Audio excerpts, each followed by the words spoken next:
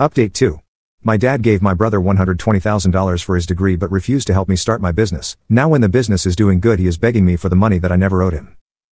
I had made it very clear in the divorce that I did not want to be with my dad at the same time as my brother because that would be a total nightmare. My mother agreed with it, so she got her lawyer to work out the terms.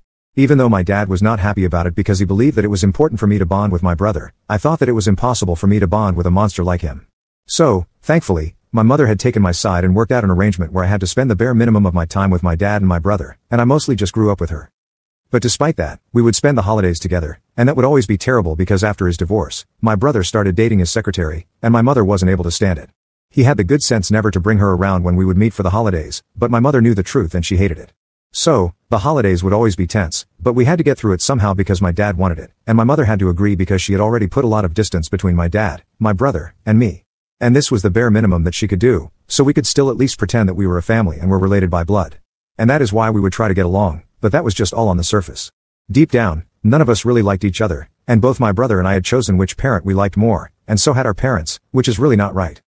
So, I guess it's safe to say that my family was pretty dysfunctional, and I had a very weird childhood. Nevertheless, I continued to stay in touch with my dad even after I found out the truth in my senior year because my mother had told me that apparently, he was the one who was going to pay for me to go to college.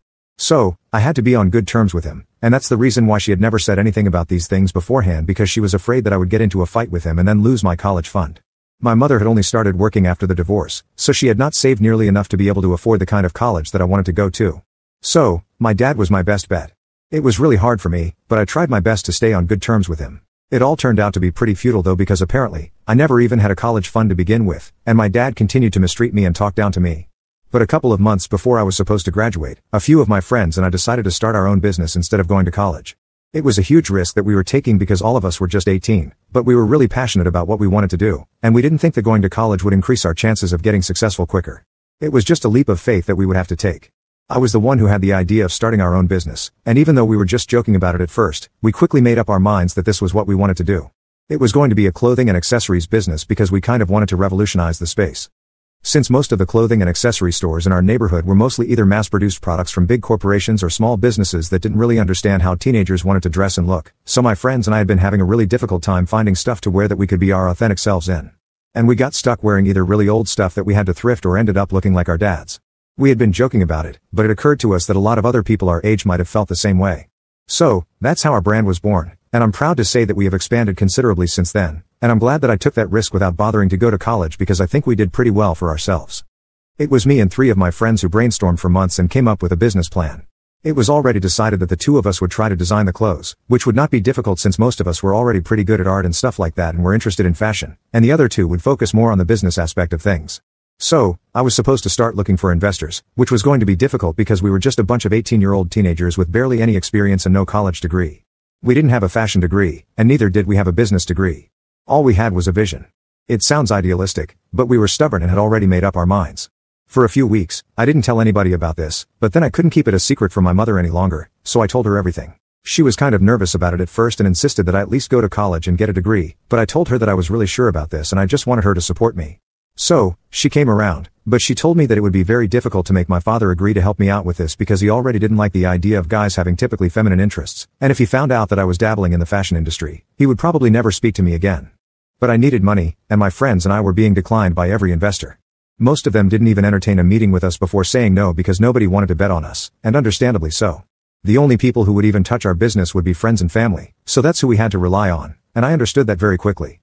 So, about 2 months ago, before I was supposed to graduate, I decided to talk to my father about money for my business. My friends had already spoken to their parents, and everybody had agreed, albeit after a lot of pleading and begging, to invest in our business and help us out. But my dad would be the toughest nut to crack, and I already knew it. Of course, first, I had to tell him that I hadn't applied to any colleges at all because my friends and I had started working on our own brand, and that's what we wanted to go ahead with and that's what I needed my college fund money for. When I first told him about it, that I was not going to college, he didn't seem to care and said that he was fine with whatever I did. But when I told him that I would need the money from my fund to fund my startup, he told me that he didn't have any money set aside for me because he was serious, not even kidding, about not caring about what I did. That was when I found out that I never even had a college fund to begin with because everything that he had already spent on my brother who went to medical school. My brother started 4 years before me, and I knew that he went to medical school. I also knew that it would be expensive, but I figured that my dad's business was doing well, so he would, of course, be able to pay for both my brother and me to go to college.